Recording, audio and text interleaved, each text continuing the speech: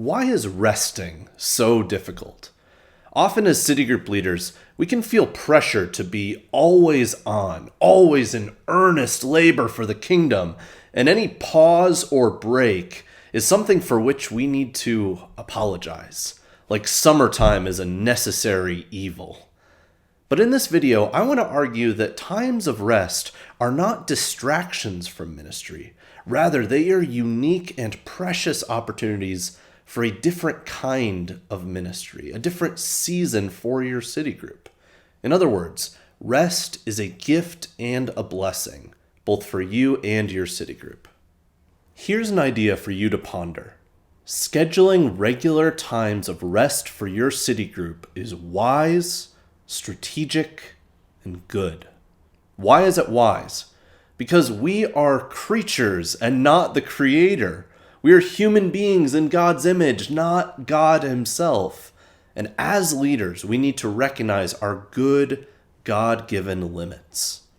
There are plenty of warnings in Proverbs against laziness and sloth. There are verses encouraging us to work diligently at the tasks that God has given us. But we are also made by a God who rests, and who made us to have regular times of rest. This is where the Sabbath principle comes in. We must have a rhythm of productive labor and a rhythm of intentional respite. I think this applies not only to our personal lives, but to all areas of life, including the groups that we lead. Now, the key is knowing what time it is. Is this a time when our group needs a break? Or is it a time when we need to keep steady in what we're doing? And there's usually not a right or wrong answer to that. This is where wisdom comes in. We'll talk about that more in a moment. Second, why is rest strategic?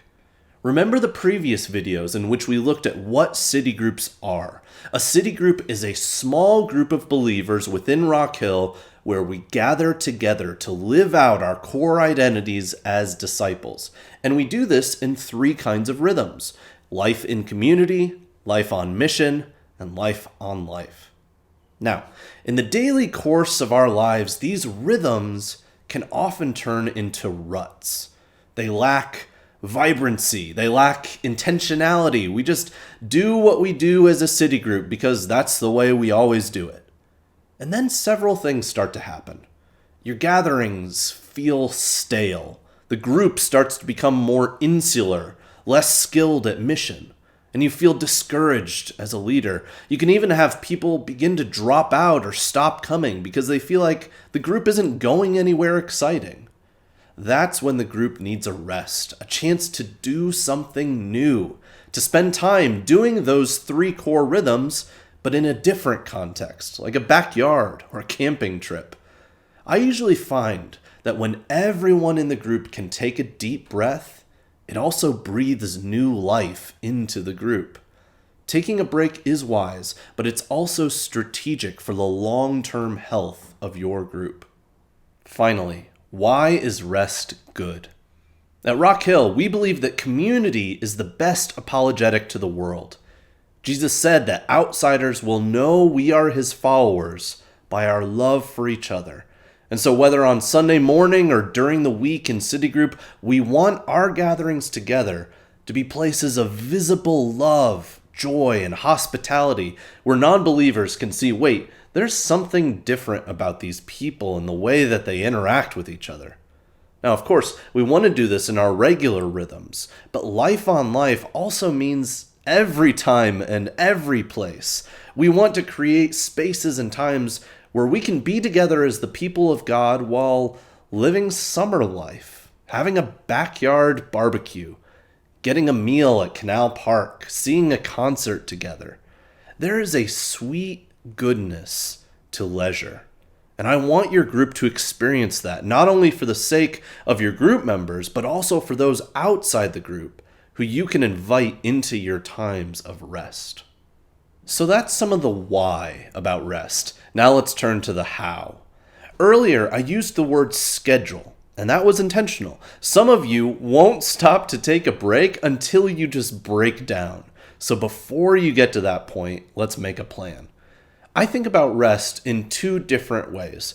Some rest is a season to schedule, but other rest is spontaneity to spot. Here's what I mean. Seasons to schedule are times during the year when you know ahead of time that it will be good for your group to take a break.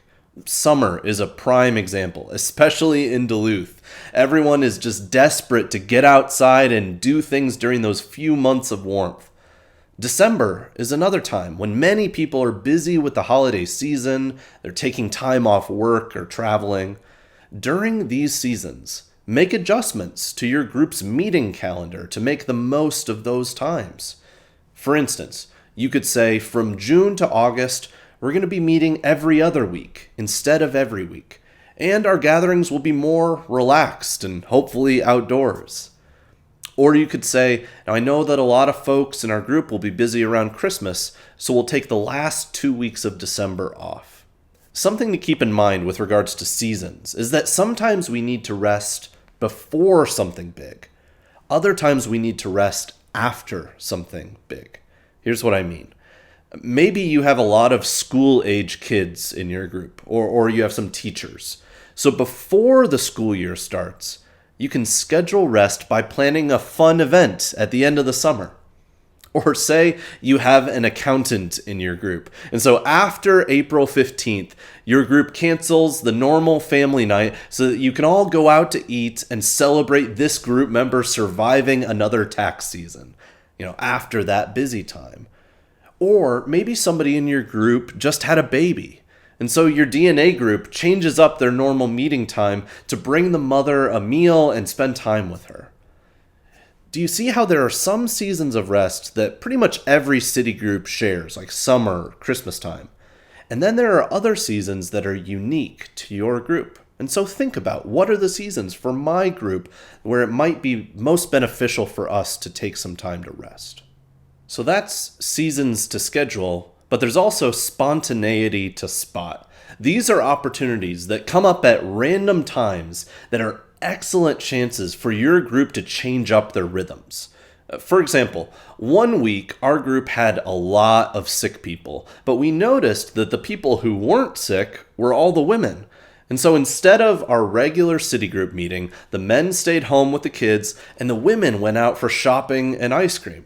Now, did I plan this fun event? No, but the chance came up for our women to get away from their sick families for a moment and spend some time relaxing with each other. So that was a win for our group. Keep an eye out for these spur-of-the-moment opportunities for rest. The church is doing an event like a family skate night, so you adjust your schedule. A non-Christian neighbor is moving, and so you all drop everything and throw them a small going-away party. It's going to be a nice day, so you move city group to a nearby park. Have some flexibility and a willingness to change things up. The last thing I want to talk about is 3 different types of rest. I got these ideas from an author named Kendra Adachi, and I've put a link to her stuff below.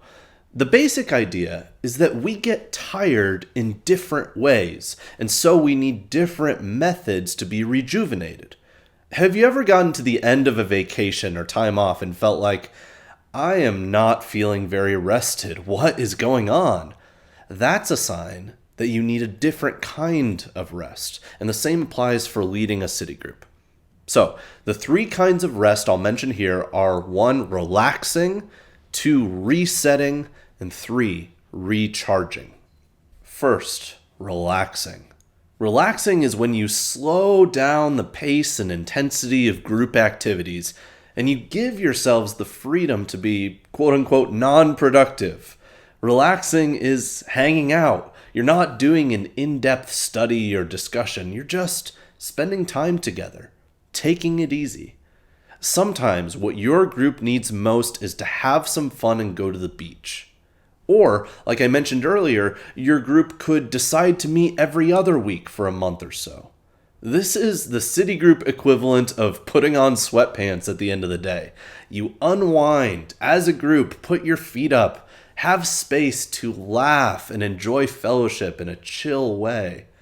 Now, of course, your city group can't always look like this, or else you'll turn into a social club rather than a community on mission for Jesus' kingdom. But consider whether your group needs to relax for a time. Have you been keeping up a busy schedule for a long time? Maybe city group over the summer can be the release on the pressure valve. And here's the cool thing about how the Holy Spirit works. Sometimes He is the most productive in us and in the lives of those around us when we are not productive at all. You don't know how the Holy Spirit is going to work over the summer, over Christmas break. So that's relaxing.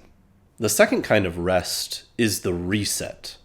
Sometimes we can find that our city groups have drifted from their identity, from their mission.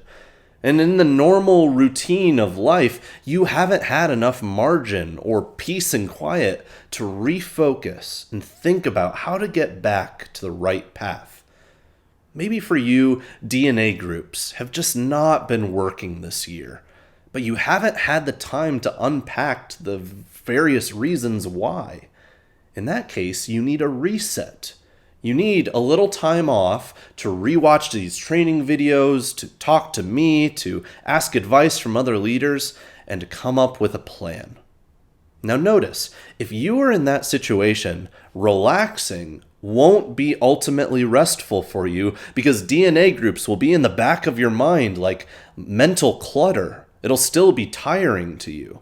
So first, you need to reset. You need to get clarity on the vision for your city group.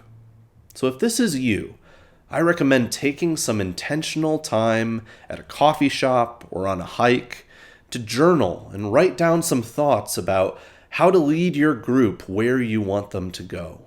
The third kind of rest is recharging. There are times where you don't just need to take it easy, like relaxing, and when you don't need to get back on the path, like a reset. Rather, what you need is a few weeks off from being a city group leader.